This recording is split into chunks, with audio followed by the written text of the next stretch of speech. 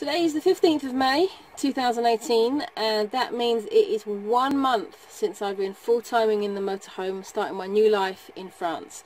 And I've written a blog post today, just with like a load of random thoughts about how I'm finding my life so far and that kind of stuff. But most people don't really read the blog, I don't think. Not even my mum reads my blog, but she does watch my videos.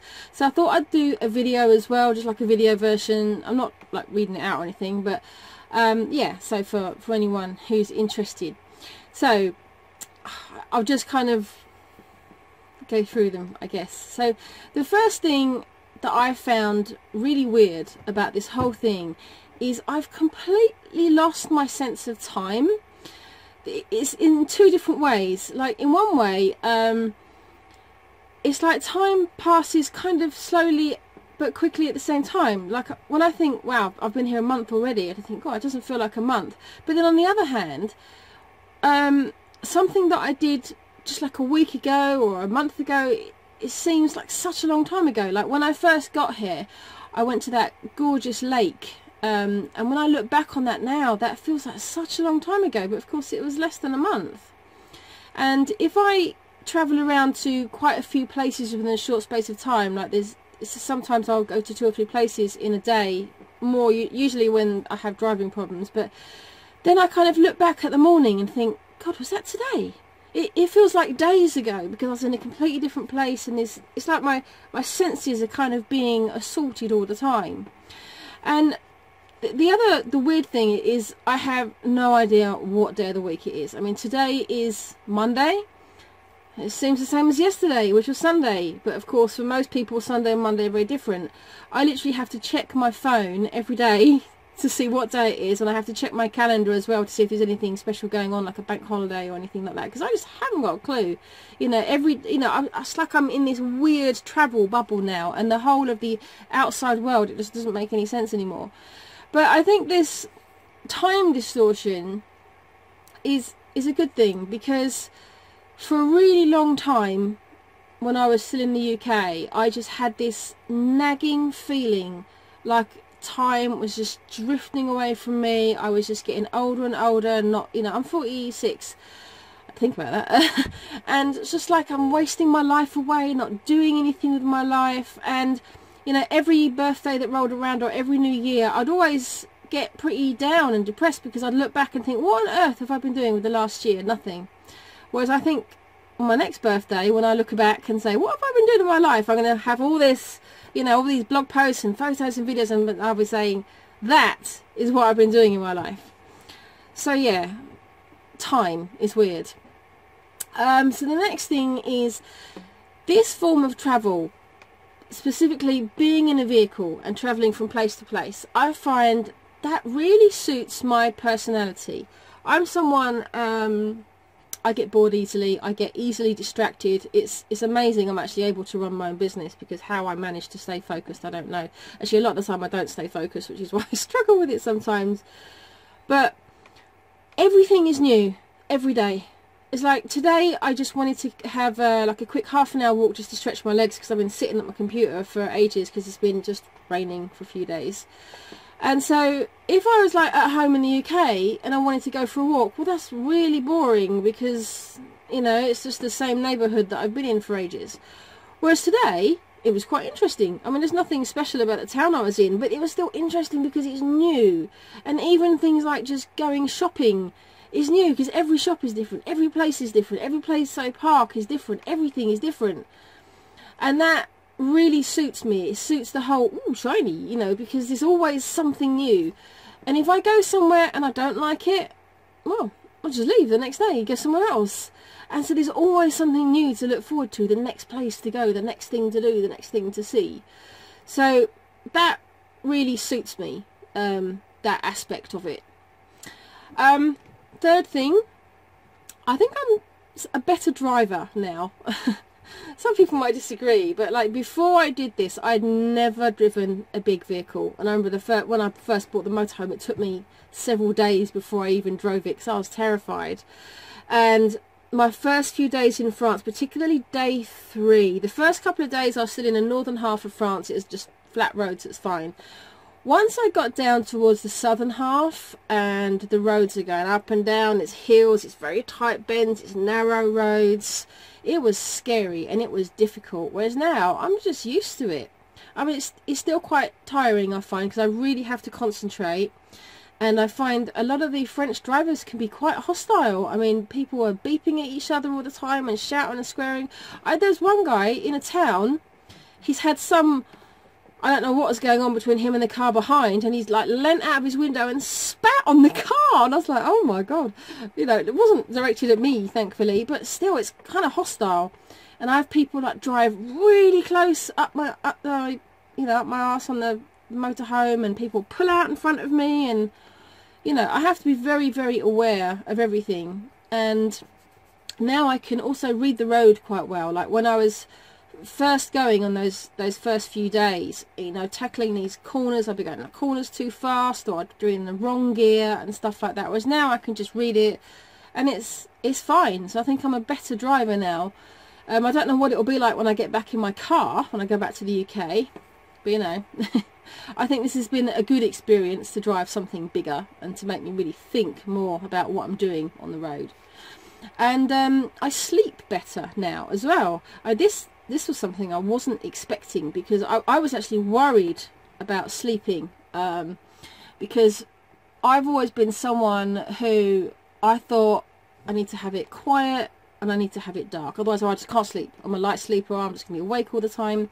And when I was in the UK, I was awake all the time. I was always waking up and getting up, and you know, I still do get up in the night, usually once just for a pee, but I think that's just because I'm getting old, you know. But yeah, now, one thing I find weird is, like, you know, if you're in a house, there's always noises, there's always something, like creaky floorboards, or I had like a really loud heating system in my old house, or, you know, the neighbours, like there'll be a certain dog that's barking. But once you've lived there for a while, you get used to it, and you just don't even hear it anymore. But if you move house, suddenly everything is new. It's like, oh my god, all these new noises, until you get used to it. And of course, travelling in a vehicle, every time you go somewhere new, you've got all these new noises. And so yeah, at first I was like kind of freaking out on all these things, whereas now it just doesn't bother me, you know. And I just go to sleep. Sometimes I'll hear some weird noises at night and think, what's that? And, oh, I don't know, and I just go to sleep, you know. Whereas I remember in the first week I was like, oh my god, what's that noise? What's that noise? What's going on? Is someone trying to get in the van? And it's, you know, it's not anyone trying to get in the van, it's just creaks and stuff. There was one time I had to wear earplugs, and that was when I was parked. The air that I was at was sandwiched in between a football pitch on one side and a church on the other. The football game was really loud, and they were still playing at 11 at night. And the church bells, I've noticed that many villages have got church bells that ring. They ring quite a lot on the hour. So if it's like 7 o'clock, it will ring 7 times, and then usually once on the half an hour. But at this particular the air was next door to the church, so it was so loud.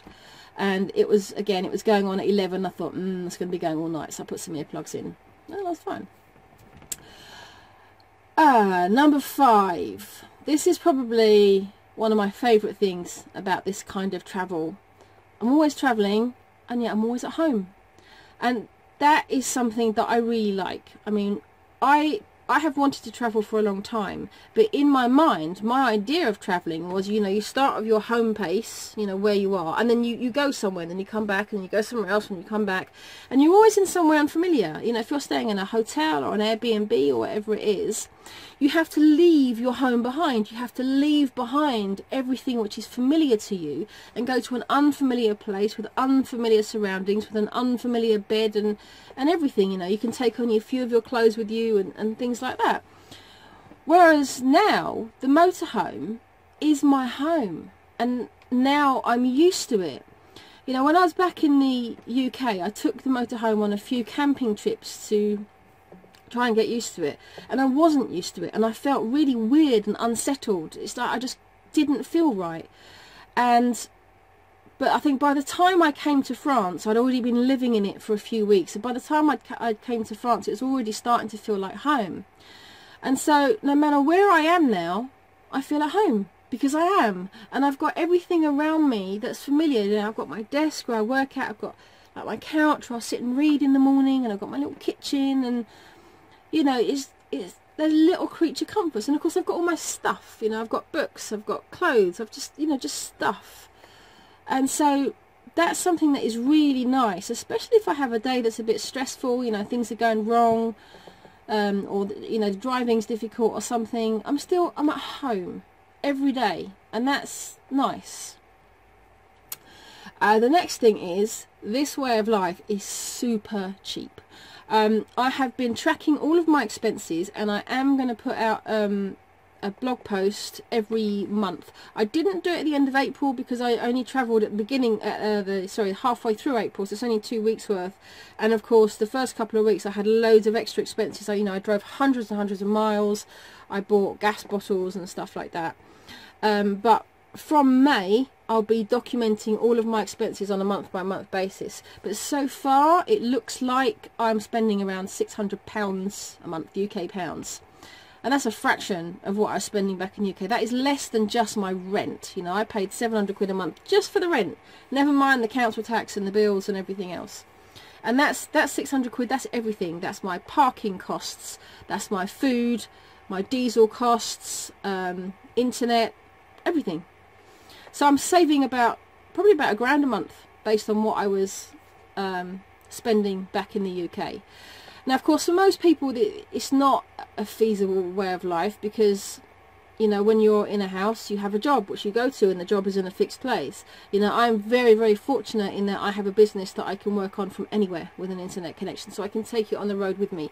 So if you have a way of earning income on the road, then it's a very cheap way of living. So I can see why a lot of people do it, you know, simply to live more cheaply rather than as a means to travel. For me, it was more the means to travel, well, both really. The next point, yeah, this one, a lot of people will disagree with this, but for me personally, I could not do this without the internet. I mean, I have an online business, so obviously I need the internet for work, but setting that aside, the actual travel part, I mean, I'm someone that likes to plan. I plan every single place I'm going to go, every park up, every shop I'm going to, everything, and I look at it all online first. I use apps like Park for Nights, and so a few others as well. There's Camper Contact, there's Search for Sites. I did a blog post and a video about those a few weeks ago, and without those I would be lost. And like navigation, I use an app called Copilot, and I've talked about that extensively in previous videos and stuff. And again, if I didn't have those things, I couldn't do this. I would not cope.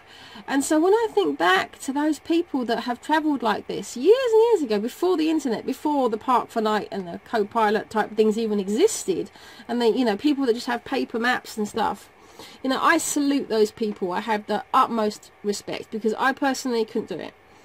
And also for me, I find having the internet is what gives me a feeling of being connected with other people. This is a lonely life, you know. I mean, I'm used to spending quite a lot of time on my own because I am self-employed and it's a business which I run from home. So I've lived on my own for many years. Even though I was in a relationship up until last year, we didn't live together. So I've lived on my own for 10 years and been self-employed that time. I've been self-employed since 2007. So yeah, I'm used to being on my own, but this is really lonely because I don't even get to see my friends or my mum or anything, you know. And I use the internet as a way of feeling connected. You know, there's Facebook, there's YouTube. Even if I log into an online game, I can chat to people. You know, there's all sorts of ways. And I think if I didn't have that, I would feel quite lost, and I would struggle. Yeah, and talking of things that I miss, that's the next point as well. There's definitely things I miss about my old life. The biggest one was kind of a surprise to me, is my cat. I really miss my cat, just having a cat. I mean, I don't have any regrets about rehoming him because he's with a really cool family now, and he's very, very happy. They post pictures of him, and you know, he's a happy cat, so he's fine. But just, I've had cats all my life. I am definitely a cat person. I'm not a dog person, and I've never been without cats. This is new to me, and I really miss it. You know, I mean, most of the time I keep myself busy. I'm either out travelling or I'm working. I spend a lot of time working, but sometimes in the evening I'll just take a break and I'll just sit and watch a film or watch some TV for a couple of hours, and that's when I think, this is weird, not having him on my lap, you know, while I'm watching telly or something. It's weird. And I find myself, anytime I see a cat in France, I'm like, oh, cat, and I'll go and try and get cuddles, and of course they usually run away because I'm a scary weirdo running up to them, you know. So that's something I miss, and I have looked into the possibility of travelling with a cat, especially if I got a kitten, because then I could train them on the leash and so forth, because there are people that do it. But for me it wouldn't work, because I think that only works if you absolutely know you're going to stay with your vehicle 100% of the time. And I'm not, because there'll be times when I'll go back to the UK and, you know, I spend time, like my best friend, I spend several days at her house, you know, when I go there, and I go and stay with her, and I still want to be able to do that, you know. Or like I took a trip to Andorra in January to go snowboarding. I want to do that again. I would actually like to go snowboarding for a whole season. Don't think I can do it this year, but when I do that, I'm probably not going to be on a motorhome, you know, so I'm probably just going to leave the motorhome in storage somewhere and go and fly somewhere. Or if I want to go somewhere completely different, like something else I want to do is I want to live in Chiang Mai for 3 or 4 months, which is in Thailand. Can't take a cat there. Well, maybe you can, I don't know, but yeah, it's not going to work. And there's some things that I thought I would miss, and I don't. Like, I thought I'd miss my car. I don't. You know, I had quite a nice car. It's an Audi TT, so a little bit faster than the motorhome. But I've not even thought about it. I suddenly thought the other day, crap, has anyone actually driven it? Because I've left it somewhere where my brother and my niece are hopefully going to drive it so that it doesn't, you know, battery doesn't die. And I've totally forgotten about it until up until a few days ago. I do miss my friends, obviously, but where I lived in the UK, I was kind of in such a location that all my friends are miles away from me anyway, so I didn't have the kind of lifestyle where I'd see them like every week. I generally tend to see them every few months, so that doesn't really feel different yet, because I've only been here a month. I used to see my mum every week, but we do Skype every week, so you know, that's kind of quite close. The things I miss are the things which you can only do when you're in one place, like karate. You know, I did karate for quite a while, and I was making progress, getting somewhere, and then I've had to stop, and that's a real shame, because that's not something you can do on the road, because you get to know a particular club, and the instructors get to know you and your progress. You can't really just go and train in different clubs. And anyway, where I am, you know, I'm in these little rural villages, you know, karate clubs and stuff like that. So that's something that I miss. But other than that, I don't really miss much, you know. Number 9, the worst thing about this motorhome life for me, the toilet. Now, I'm very glad that I have a toilet. When I was first looking into this, I was going to buy a van, like Mercedes Sprinter, Ford Transit, that kind of size, you know, VW type thing. And the reason I didn't was because they don't have bathrooms, and I was trying to think, how on earth would I get by without a toilet? And I wouldn't, you know. So I'm very glad I have my own toilet. And it's not the emptying of the cassette. That I find is absolutely fine. You know, I wear some disposable gloves, very easy to take out, it's completely self-contained, there's no mess. I've never had any problems actually emptying it, rinsing it out, no problem. It's actually going to the loo. Wheeze are fine. It's the number 2s. Now, I'll try to describe the issues without kind of, you know, TMI. Basically, I have a Thetford cassette toilet, and what that is it looks like an ordinary loo, and there's a hole and it goes into the cassette. Well, one problem is the hole, it's like this big, like, obviously it's a lot smaller than an ordinary loo, which means, you know, you're aiming, and sometimes things don't always, the hole is too small. And the second problem is that it's not like an ordinary flush. You know, in an ordinary toilet, particularly in Europe, I know in some parts of the world they don't have flushing toilets, but in the UK I'm used to, like, you know, you do that and everything flushes away, great big flush, all nice and clean, lovely. This toilet doesn't have a real flush, it has a rinse. You kind of move this little thing and some little bit of water just kind of like It kind of squirts around. Well, that doesn't really rinse anything away. So again, if there's any deposits, you have to sort them out manually, and that I do not like. But I don't think there's anything that can be done about that. I think all toilets in UK motorhomes are the same. So yeah, that's just something I have to live with. One of the downsides, but you know, it's a small price to pay. So finally, one question that I have been asked quite a lot by friends, family is, did I make the right decision? And the answer is yes, I did.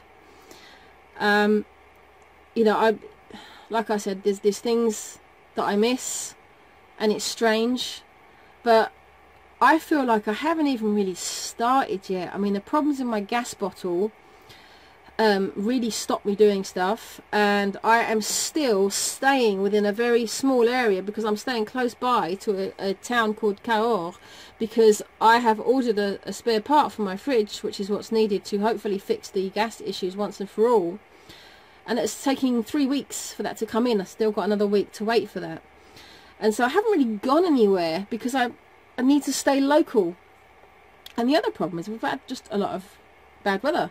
It's like I went to this town called Artois, which I've done a video on. I've done 2 videos on it now.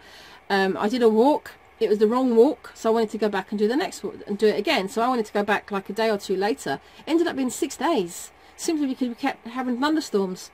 And again today I'm just in an ordinary air. I was supposed to visit a village yesterday. Started just tipping down with rain, and so I came here, and it's just been raining almost all day, and I think it was supposed to have rain and thunderstorms until Friday, and we're now Monday. So when that happens, you know, I'm not going to go exploring and hiking and stuff in the rain. You know, I'm going to use that opportunity to just sit on the van and do some work. So I feel like even I've been here a month, I've hardly done anything, and yet when I look at what I actually have done, it's actually quite a lot. I've probably done more in the last month than I would have done in a year in the UK, going hiking and seeing lakes and pretty villages and eating out and all this stuff. You know, I just didn't have much of a life when I was back at home, and now I get to do all this awesome stuff. And like I said, once I get the fridge sorted properly, I'll have a lot more freedom, and I can really travel and I can do more. And when I think about all the things that I can do, all the places that I can go, just in France alone, and then of course there's all the other countries, you know, I want to go to Spain, Portugal, Italy, Switzerland, Austria. Oh, there's so many places, and that's just Europe. You know, it kind of blows my mind. Now, do I think I'll be doing this forever? No, probably not. You know, I couldn't imagine still doing this like when I'm 70 or something. But certainly for the time being, it's what I want to do. I don't have any plans to go back to the UK. I don't really like England. So, yeah, I don't know what's going to happen in the future. But for now, I'm enjoying it. And despite all the troubles, you know, things are breaking in the motorhome like every week. Something else went wrong yesterday. Water. I haven't even posted the video about that yet. Yeah, something's gone wrong with my water tank, which I'll show in another video.